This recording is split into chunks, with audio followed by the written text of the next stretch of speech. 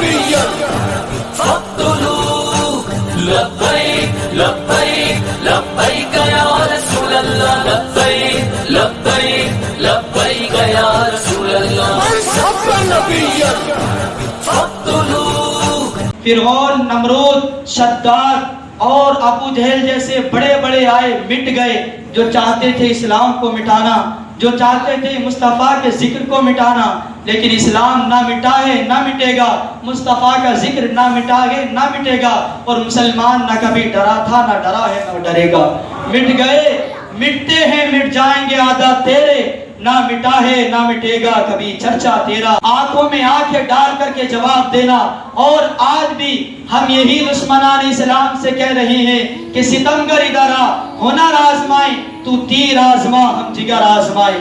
غلامان محمد جان دینے سے نہیں ڈرتے، غلامان محمد جان دینے سے نہیں ڈرتے، یہ سر کٹ جائے یا رہ جائے کچھ پرواہ نہیں کرتے۔ عیسائی اور مسلمانوں کے درمیان ایک بہت بڑی جنگ ہوئی، حالانکہ جو دشمنان اسلام تھے، عیسائی تھے، ان کے پاس بہت سارا لشکر بھی تھا، ساز و سامان بھی زیادہ تھا، اور ادھر جو مسلمانوں کے لشکر کی تعداد تھی وہ بہت کم تھی، اس کے مقابل بہت کم تھی، لیکن اس میں ان مجاہدین اسلام نے شاندار فتح عطا ہوئی اور وہ کامیاب ہوئے۔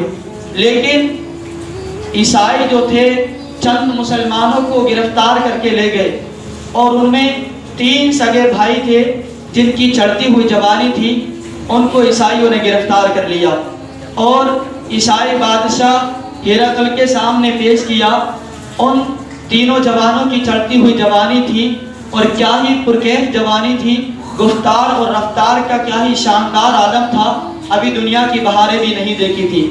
عیسائی بادشاہ کے سامنے جب پیش کیا گیا تو اس نے کہا کہ تمہاری چڑھتی ہوئی جوانی ہے، تم لوگ اسلام سے انحراف کر لو اور مسیحیت میں شامل ہو جاؤ، اور اگر تم نے ایسا نہیں کیا تو پھر یاد رکھنا کہ میرے ایک اشارے ابرو کی دیر ہے اور تمہارے جو ہے جسم خاک اور خون میں تڑپتے ہوئے نظر آئیں گے۔ اللہ اکبر! نوجوانوں نے کوئی جواب نہیں دیا۔ پھر جب عیسائی بادشاہ نے کہا کہ میرے ایک اشارے ابرو کی دیر ہے، تمہارے جسم جو ہیں خاک اور خون میں تڑپتے ہوئے نظر آئیں گے، اور تمہارے سروں سے، تمہارے گردنوں سے تمہارے سر کو الگ کر دیا جائے گا، تمہارے جسم سے تمہارے سروں کو کاٹ دیا جائے گا۔ اللہ اکبر! تو غلامان مصطفیٰ کا یہ فرمان تھا۔ نوجوانوں نے جواب دیا کہ غلامان محمد جان دینے سے نہیں ڈرتے، غلامان محمد جان دینے سے نہیں ڈرتے، یہ سر کٹ جائے یا رہ جائے کچھ پرواہ نہیں کرتے۔ اللہ اکبر! نوجوانوں نے کہا اے بادشاہ، تو ہمیں اس بات سے ڈراتا ہے کہ ہمارے سر کاٹ دیے جائیں گے؟ سن، ہمارے لیے یہ بڑی فضیلت کی بات ہے کہ ہمارے سر جو ہے عالم اسلام کی بلندی کے لیے اللہ کی راہ میں اسلام کے نام پر قربان ہو جائے، تو اس سے بڑھ کر ہمارے لیے کوئی خوشی کی بات نہیں۔ ہم تو میدان جہاد میں یہی جذبہ لے کر کے آتے ہیں کہ ہمیں شہادت نصیب ہو جائے۔ میرے آقا علیہ صلوات و تسلیم کے پیارے دیوانوں، عیسائی بادشاہ نے کہا کہ یہ مسلمان اپنے ایمان کے بڑے پکے ہوتے ہیں، ایک کام کرو، یہ ایمان چھوڑنے والے نہیں ہیں کہ ایک بڑے کڑاہے کو گرم کیا جائے اور اس کھولتے ہوئے تیل میں ان تینوں کو باری باری ڈالا جائے، تاکہ پہلے کا انجام دوسرا دیکھ لے۔ اللہ اکبر! میرے آقا علیہ صلوات و تسلیم کے پیارے دیوانوں، ایک بڑے کڑاہے میں تیل کو گرم کیا گیا اور تینوں نوجوانوں کو اس کے پاس لا کر کھڑا کیا گیا، اور پہلے جو بڑا بھائی تھا ان کو اس کھولتے ہوئے تیل میں ڈال دیا گیا۔ اللہ اکبر! کیسا مضبوط ایمان تھا کہ سامنے کھولتا ہوا تیل ہے، اور یہ بھی معلوم ہے کہ زندگی ختم ہو جائے گی، کھولتے ہوئے تیل میں ڈال دیا جائے گا، لیکن ایمان ہے۔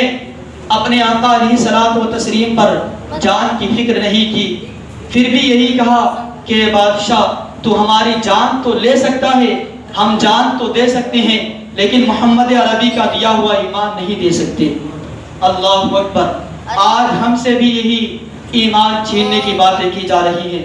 جو ہندوستان اور تمام عالم میں پوری دنیا میں جو مسلموں پر ظلم اور ستم کے پہاڑ ڈھائے جا رہے ہیں انہیں تم سے کوئی پریشانی نہیں ہے، انہیں پریشانی تمہارے ایمان سے ہے. دیکھا ہوگا آپ نے کہ جن کے ایمان چلے گئے ان لوگوں نے ان کو پھر اپنے پاس بٹھا لیا ہے. ایسے کتنے ملعون ہیں جو ایمان سے انحراف ہو کر منکر ہو کر اسلام کو چھوڑ کر جو ان کی گود میں جا بیٹھے. آج ان سے انہیں کوئی آپتی نہیں، انہیں صرف پریشانی تمہارے ایمان سے ہے. آج کے دور میں ہمارے لیے یہی سبق ہے کہ ہماری جان جائے تو جائے، مال جائے تو جائے، لیکن ایمان نہ جانا چاہیے. اللہ اکبر. جب بڑے بھائی کو ڈالا گیا تو دوسرے بھائی نے پڑھا انا للہ و انا الیہ راجعون اور کہا کہ مجھے بھی جلدی سے اس کھولتے ہوئے تیل میں ڈال دو، میں بھی جلد اپنے بھائی کے پاس پہنچنا چاہتا ہوں. دوسرے بھائی کو بھی اس میں تیل میں ڈال دیا گیا. تیسرے نے پڑھا انا للہ و انا الیہ راجعون. جب تیسرے کی باری آئی، ابھی اس کی 18 سال کی جوانی تھی، 18 سال کی ابھرتی ہوئی جوانی تھی. ایک وزیر کو اس پر جو تھا ترس آ گیا اور بادشاہ سے کہا اے بادشاہ مجھے کچھ وقت کی مہلت دی جائے، ہم کچھ ہی لمحوں میں اس کا ایمان چھین لیں گے. بادشاہ نے کہا یہ لوگ اپنے ایمان کے بڑے پکے ہوتے ہیں، نہ جانے ان کے نبی نے انہیں ایسا کون سا نشہ پلایا ہے جسے دنیا کی کوئی ترسی اتار ہی نہیں سکتی. بادشاہ کے وزیر نے کہا یہ بات ٹھیک ہے، لیکن یہ لوگ عربی لوگ عورتوں کے بڑے شائق ہوتے ہیں، میں اس کا ایمان چھیننے کے لیے ہر حربہ استعمال کروں گا. بادشاہ نے اس کو اجازت دے دی. وہ وزیر اس نوجوان کو اپنے ساتھ لے کر اپنے گھر پر گیا اور جا کر ایک مکان میں بند کر دیا. اللہ اکبر. اور اپنی بیٹی سے کہا کہ اے بیٹی، دنیا عیسائیت میں تجھ سے بڑی کوئی خوبصورت نہیں اور نہ تجھ سے زیادہ عقل مند اور ذہین کوئی لڑکی ہے. اگر تو اس نوجوان کا ایمان چھیننے میں کامیاب ہو گئی تو ہمیں مالا مال کر دیا جائے گا، ہمیں بڑے بڑے انعام اور اکرام سے نوازا جائے گا. اللہ اکبر. اس لڑکی نے کہا کہ بابا یہ تو میرے بائیں ہاتھ کا کام ہے، میں ابھی جاتی ہوں اور اس کا ایمان چھین لیتی ہوں. رات کے وقت وہ لڑکی اکیلے جاتی ہے اس کمرے میں نوجوان کے پاس. جا کر کے دیکھا 18 سال کا وہ نوجوان ہے. کیا دیکھتی ہے کہ وہ نوجوان قرآن پاک کی تلاوت کر رہا ہے. اللہ اکبر. ساری رات گزر گئی، وہ نوجوان قرآن پاک کی تلاوت کرتا رہا اور اس حسین و جمیل لڑکی کے اوپر اس کی طرف ایک نظر بھی اٹھا کر کے نہیں دیکھی. اللہ اکبر. یہ لڑکی صبح کو مایوس ہو کر چلی آتی ہے. وزیر نے پوچھا بیٹی کیا ہوا؟ وہ کہنے لگی کہ بابا شاید آج اس کی کوئی عبادت کی رات ہوگی، اس نے میری طرف نہیں دیکھا. دوسرے دن جاتی ہے تو دیکھتی ہے کہ وہ نوجوان نفل نماز ادا کر رہا ہے. اسی اسرا میں 40 دن گزر جاتے ہیں. وہ لڑکی روز اس کے پاس جا کر کے بیٹھتی ہے لیکن وہ نوجوان اس کی طرف نظر بھی نہیں کرتا ہے. یہ لڑکی سوچنے لگ جاتی ہے کہ ایسی کیسی کون سی ہستی ہے جو اس کی آنکھوں میں سما گئی ہے، ایسا کون سا پاک دین اور پاک مذہب ہے جو اس کو میری طرف نظر اٹھانے کی اجازت ہی نہیں دیتا. ایک طرف عالم یہ ہے کہ ساری دنیا میری طرف ایک نظر دیکھنے کے لیے تڑپتی ہے کہ شاید میری ایک نظر ان کو دیکھنے کے لیے مل جائے، اور ایک یہ نوجوان ہے کہ 40 راتیں مسلسل ہو گئی ہیں میں اس کے پاس آ کر کے بیٹھتی ہوں لیکن یہ میری طرف نظر اٹھا کر کے ہی نہیں دیکھتا ہے. ایسا کون سا حسین ہے جو اس کی آنکھوں میں بس گیا ہے. اللہ اکبر. اللہ اکبر. جس کی آنکھوں پر اللہ اور اس کے رسول کا قبضہ ہو، بھلا وہ غیر کی طرف کیسے اٹھ سکتی ہیں. کسی نے کیا خوب کہا ہے کہ نبیوں میں نبی ایسے کہ خاتم الانبیاء ٹھہرے، نبیوں میں نبی ایسے کہ خاتم الانبیاء ٹھہرے، حسینوں میں حسی ایسے کہ محبوب خدا ٹھہرے. جس کی آنکھوں میں حسن مصطفیٰ بس جائے وہ کسی اور کی طرف نہیں اٹھتی. اللہ اکبر.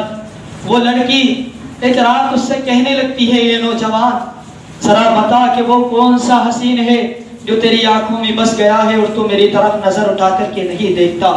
اس نے میرے نبی کا ذکر کیا. اس نوجوان نے آقا علیہ الصلوۃ والتسلیم کی تعریف کی، توصیف کی. تو اس لڑکی نے کہا کہ مجھے بھی اس پاک دین میں شامل کر لیجئے، اور اس شخص نے کہا پڑھو اشہد ان لا الہ الا اللہ و اشہد ان محمد عبدہ و رسولہ۔ یہ لڑکی کلمہ پڑھ کر کے مسلمان ہو جاتی ہے۔ میرے آقا علیہ الصلوۃ والتسلیم کے پیارے دیوانوں، ہمارا کردار ایسا تھا، ہمارے نوجوانوں کا کردار ایسا تھا کہ غیر مسلم ہمارے کردار کو دیکھ کر کے کلمہ پڑھتے ہوئے نظر آتے تھے۔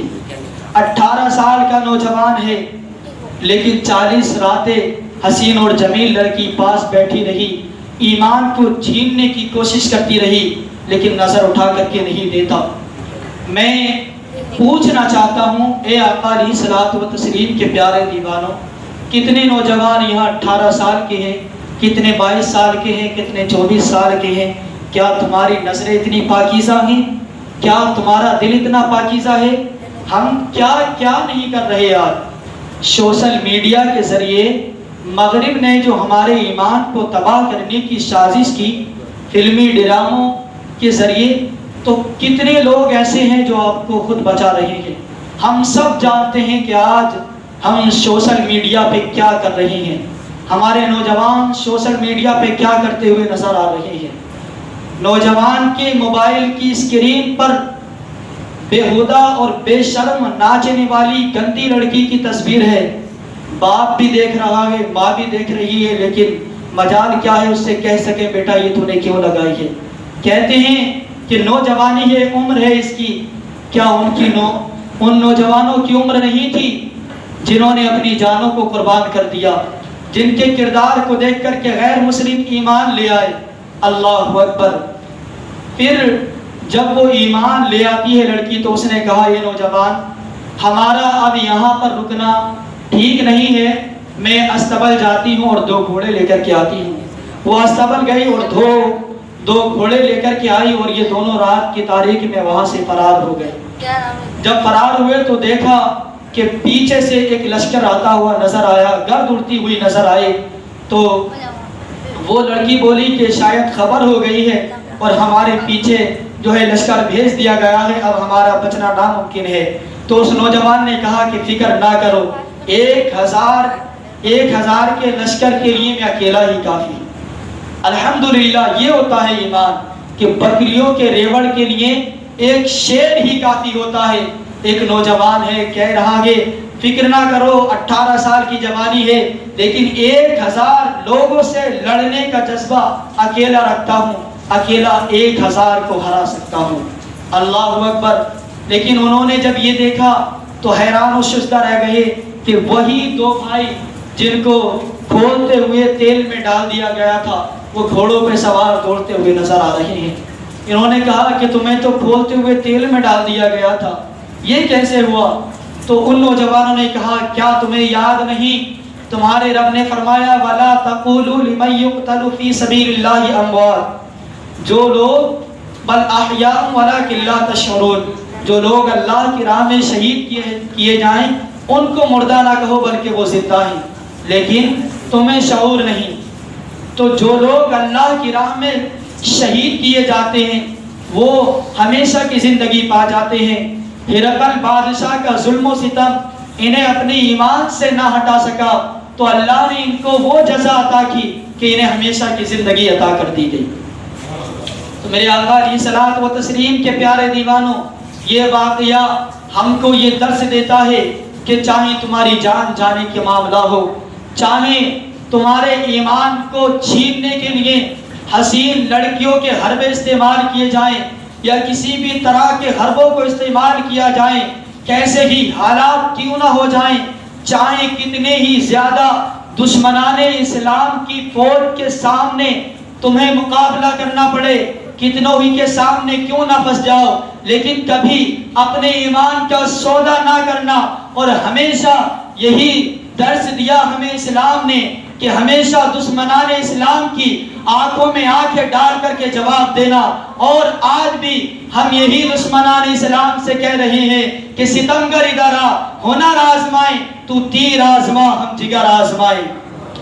آج جو ہندوستان کے اندر اور تمام دنیا میں ہمیں ڈرانے دھمکانے کی کوششیں کی جا رہی ہیں، ان ظالموں سے ہم بھی کہنا چاہتے ہیں کہ تم نے اتنے ظلم اور ستم کیے، تم جو ظلم کی تاریخ رقم کر رہے ہو، تم نے جو مساجد کے تقدس کو پامال کیا ہے، تم نے جو غریب لوگوں کو اور مجبور لوگوں کو، مزدور لوگوں کو تم نے گھر سے بے گھر کیا ہے۔ کتنے ہی لوگ ہیں جو آج بھوکے تڑپ رہے ہیں، پیاس سے تڑپ رہے ہیں، جانے کہاں کہاں، چاہے وہ دلی کی جہانگیر پوری ہنسا ہو یا پھر راجستھان میں یا دنیا کے کسی بھی کونوں میں ہنسا ہو، اور جو تم اسلام کو مٹانا چاہ رہے ہو، مسجدوں پر بھگوا جھنڈا لہرا کر کے اور کھلے عام جو ہے بچوں کے ہاتھوں میں تلواریں لہراتے ہوئے اور پستول دیتے ہوئے مسلمانوں کو ڈرانے کی کوششیں کر رہے ہو، اور اپنے اقتدار کی نشے میں جو تم ظلم و ستم کی تاریخ رقم کر رہے ہو، یاد رکھنا یہ اقتدار اور یہ حکومتی عہدے سدا تمہارے پاس نہیں رہنے والے۔ ایک دن ضرور انقلاب آئے گا، اور یاد رکھو سدا بادشاہی میرے رب کی ہے۔ ایک وقت آئے گا جو ظلم و ستم کر رہے ہو اے ظالموں، تمہیں منہ چھپانے کی بھی جگہ نہیں ملے گی، اور تمہارے ہر ایک عمل کا، ہر ایک کام کا حساب لیا جائے گا۔ چاہے ظلم و ستم کی تم کتنی بھی تاریخ رقم کر لو، لیکن ہم تمہیں اب تمہارے منصوبے میں کبھی کامیاب نہیں ہونے دے سکتے۔ تم جو چاہتے ہو کہ مسلمانوں کے ایمان چھین لیے جائیں، ان کو مٹا دیے جائیں، یاد رکھو صرف تمہارا ایک خواب ہے، خواب سے بڑھ کر کوئی حقیقت نہیں ہے۔ فرعون، نمرود، شداد اور ابو جہل جیسے بڑے بڑے آئے، مٹ گئے، جو چاہتے تھے اسلام کو مٹانا، جو چاہتے تھے مصطفیٰ کے ذکر کو مٹانا، لیکن اسلام نہ مٹا ہے نہ مٹے گا، مصطفیٰ کا ذکر نہ مٹا ہے نہ مٹے گا، اور مسلمان نہ کبھی ڈرا تھا نہ ڈرا ہے نہ ڈرے گا۔ مٹ گئے، مٹتے ہیں، مٹ جائیں گے عادات تیرے، نہ مٹا ہے نہ مٹے گا کبھی چرچا تیرا۔ تو پیغام یہی ہے، ڈرنے گھبرانے کی ضرورت نہیں ہے، بس کرنا اتنا ہے کہ اپنے رب کی بارگاہ میں آ کر سر جھکا دو۔ سر جھکانا تمہارا کام ہے، اور دشمنان اسلام کو پست کرنا تمہارے رب کا کام ہے۔ تم سر جھکاؤ، سر جھکانے کا جب سر اپنے رب کی بارگاہ میں جھکا دو گے تو سر کٹانے کا جذبہ بھی یہیں سے ملے گا۔ انشاءاللہ وقت آئے گا، ہر ظالم کا حساب ہوگا۔ اللہ جل شانہ ہم سب کو عمل کرنے کی توفیق عطا فرمائے۔ وما علینا الا البلاغ المبین۔ السلام علیکم ورحمۃ اللہ وبرکاتہ۔